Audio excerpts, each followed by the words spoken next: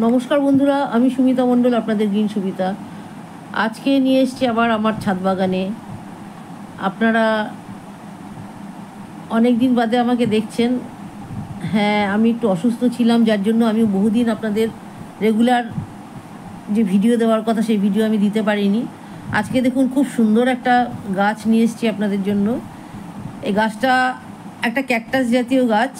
দেখুন ছোট্ট 4 ইঞ্চি মাত্র পটে একটা হয়ে আছে।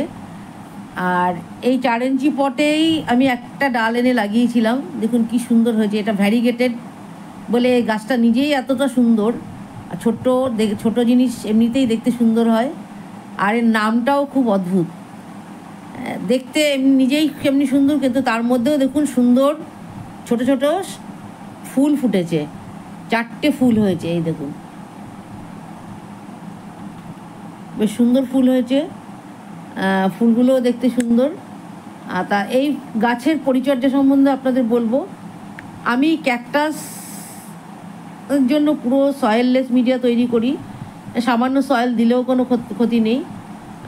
ক্যাকটাসের জন্য একদম আলাদা মাটি, ক্যাকটাস এবং সাকুলেন্টের জন্য এবং আলাদা মাটি এবং আলাদা রকম জল কিভাবে ব্যবহার করবেন, কি খাবার দেবেন, সমস্ত কিছু পরিচর্যা নিয়ে আপনাদের আজকে বলবো। অনেকেই ক্যাকটাস সম্বন্ধে জানতে চান। তা এই যে গাছটা আমি একটা ছোট্ট ডাল এনে লাগিয়েছিলাম।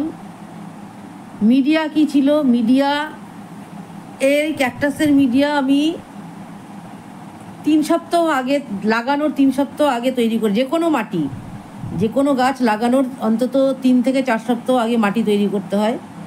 মানে রোদ এবং জল খাইয়ে সেটাকে সিজেন্ট করে তাকে পচন ধরিয়ে মাটিটাকে তৈরি করতে হয়, সার মাটি তৈরি করতে হয়।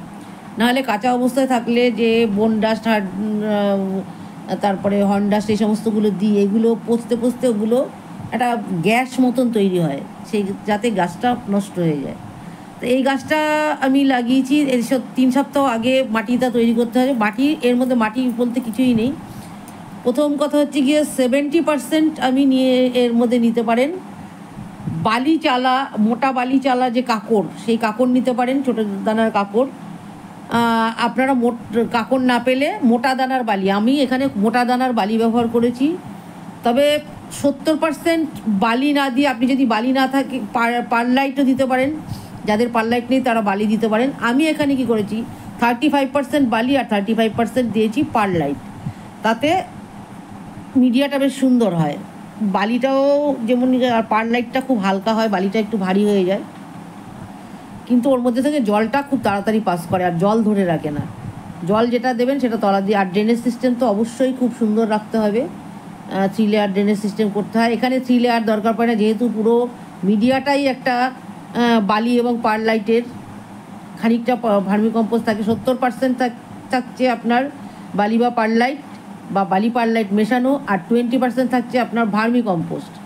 ভার্মি কম্পোস্টটা কিন্তু আপনাদের অবশ্যই দিতে হবে। আর ভার্মি কম্পোস্ট এছাড়া 10% থাকবে আপনার একটু 1 চামচ 2 চামচ করে হাড়কুচি, শিংকুচি, আর সামান্য একটু সিউইড দিতে পারেন।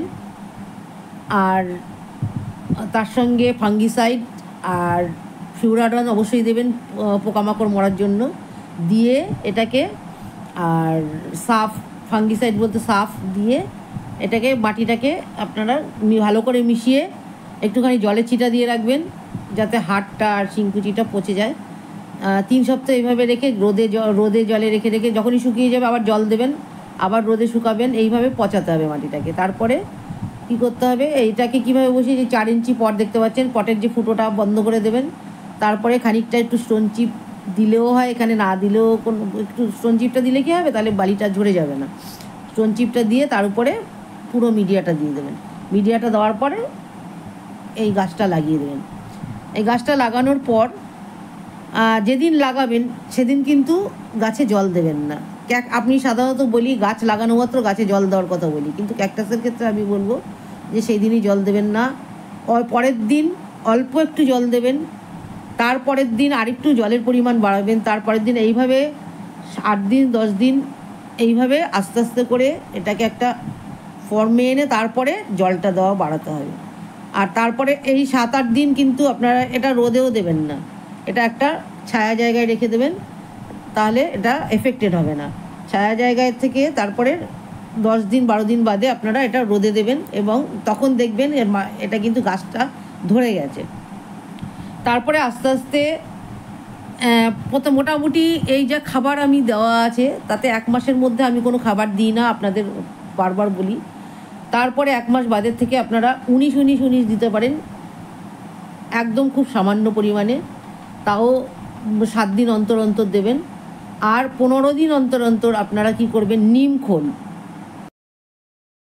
খোল এনে রেখে দেবেন। 1 মুঠো করে নিম খোল, 1 মুঠো কি 2 মুঠো, যে যত গাছে দেবেন সেই অনুযায়ী আপনি ভেজাবেন। যদি ক্যাকটাস গাছের পরিমাণ বেশি থাকে তাহলে বেশি ভেজাবেন। নিম খোল মিনিমাম 3 দিন পচাবেন, 3 থেকে 4 দিন পচাবেন। তারপরে উপর থেকে পাতলা জলটা একদম হালকা করে, যতটা পরিমাণ জল আপনার গাছের দরকার ঠিক ততটা পরিমাণ জল দেবেন। আর 19 যেটা বললাম যে 1/2 গ্রাম করে দেবেন, তাও 7 দিন অন্তর অন্তর। তাহলে এই 7 দিন অন্তর ওইটা 19 আর 15 দিন অন্তর অন্তর হচ্ছে নিমখোল। এই হচ্ছে এর খাবার। আর 15 দিন অন্তর অন্তর মাইক্রোনিউট্রিয়েন্ট দেবেন, একদম খুব কম। মাইক্রোনিউট্রিয়েন্টটা হচ্ছে আপনার নুনের মতন, বলতে পারেন যে খাবারের মধ্যে যদি আপনি নুন না দেন তাহলে কিন্তু টেস্টটা একদমই থাকবে না, কিন্তু যদি নুন বেশি দিয়ে ফেলেন তাহলে কিন্তু পুরো খাবারটাই নষ্ট হয়ে যাবে। কাজেই মাইক্রোনিউট্রিয়েন্টটা হচ্ছে সেই রকমই একটা খাবার গাছের জন্য, যে কোনো গাছের জন্য। বেশি পরিমাণে কখনোই দেবেন না, কিন্তু না দিলেও কিন্তু চলবে না। মাইক্রোনিউট্রিয়েন্টের মধ্যে প্রচুর জিনিস, খনিজ পদার্থ থাকে, সেই সমস্তগুলো না দিলে কিন্তু আপনার গাছ ভালো থাকবে না। দেখতে পাচ্ছেন গাছটা কত সুন্দর গ্রোথ, এইটুকু 6 মাসের মধ্যেই বেশ সুন্দর ফুল চলে এসছে। ফুলগুলো আপনাদের আমি দেখাচ্ছি। ফুলগুলো দেখুন কি সুন্দর, তারার মতন খয়েরি টাইপের হয়। আর কি করবেন, এছাড়া প্রতি মাসে ফাঙ্গিসাইড এবং পেস্টিসাইড দেবেন। পেস্টিসাইডের খুব একটা দরকার পড়ে না, ফাঙ্গিসাইডটাই বেশি দরকার পড়ে। এখন বর্ষাকালে ফাঙ্গিসাইডটা যে কোনো গাছের জন্যই দরকার। 7 দিন অন্তর অন্তর ফাঙ্গিসাইড দেবেন, এবং দেখবেন যে গাছের গোড়ায় যেন কোনোভাবেই জল না জমে। আর এর যা মিডিয়া আমি বললাম, এতে জল দাঁড়ানোর জন্য কোনো, এই দেখুন ফুলটা কত সুন্দর, জল দাঁড়ানোর কোনো ব্যাপারই নেই, জল দাঁড়াবেই না। জল দাঁড়ালে কিন্তু ক্যাকটাস সঙ্গে সঙ্গে পচে যাবে। ক্যাকটাস এবং স্যাকুলেন্ট বেশি জল পছন্দ করে না, কাজেই সেইভাবেই আপনারা পরিচর্যা করবেন। আর এটাকে একদম বর্ষার প্রথম দিকে বর্ষার জল খাওয়াবেন, আর গরমকালে একদম রোদে রাখবেন, শীতকালেও পুরো রোদে রাখবেন। গরমকালে রোদে থাকলে কোনো অসুবিধা নেই, গরমকালেও রোদ দরকার, তবে একটু ছায়া দেওয়া হলেও কোনো অসুবিধা হয় না। আর বৃষ্টির জল দেবেন, তবে বেশি পরিমাণ নয়। 2 দিন 3 দিন বৃষ্টির জল খাওয়ানোর পর আবার এটা হাওয়ায় এনে জলটা শুকাতে হবে, নাহলে কিন্তু গাছ পচে যাওয়ার সম্ভাবনা থাকবে। তো এইভাবে পরিচর্যা করতে থাকলে আপনারাও এত সুন্দর গাছ তৈরি করতে পারবেন। আরও অন্যান্য ক্যাকটাস সম্বন্ধেও আপনাদের বলবো। এগুলো আমরা একদিনে শিখিনি, বহুদিন ধরে অন্যের কাছ থেকেও শিখেছি। শেখার জন্য বাচ্চাদের কাছ থেকেও অনেক কিছু শেখার থাকে, যারা ভালো জানে তাদের কাছ থেকে শিখতে কোনো লজ্জা নেই, তাতে আপনারই উপকার হবে। দেখুন এই হুরেনিয়া কিন্তু বিভিন্ন প্রজাতির হয়, বিভিন্ন রকমের হয়। দেখুন এর ফুলগুলো কত সুন্দর হয়। এগুলো আমি আস্তে আস্তে সংগ্রহ করব, আপনাদের দেখাবো। তা এই গাছগুলো আপনাদের দেখাবো। তা এই যে এত সুন্দর সুন্দর ফুল হয়, এত সুন্দর এই বিভিন্ন প্রজাতির গাছ এরপরে এনে লাগাবো। আর আপনারাও আস্তে আস্তে এগুলো শিখে যাবেন। দেখুন এটা আমার নিজের গাছের এই যে ফুলগুলো দেখাচ্ছি, এই যে গাছটা এমনিতেই কত সুন্দর। তা বন্ধুরা, যদি ভিডিওটা ভালো লেগে থাকে, যারা নতুন দেখছেন তারা ডান দিকের বেল আইকনটা প্রেস করে অবশ্যই সাবস্ক্রাইব করুন। আর যারা পুরনো দেখছেন তারা অবশ্যই লাইক, কমেন্ট এবং শেয়ার করবেন। আপনারা ভালো থাকুন, নতুন নতুন গাছ করুন। আর বর্ষায় নিজের যত্ন নিন, গাছের যত্ন নিন।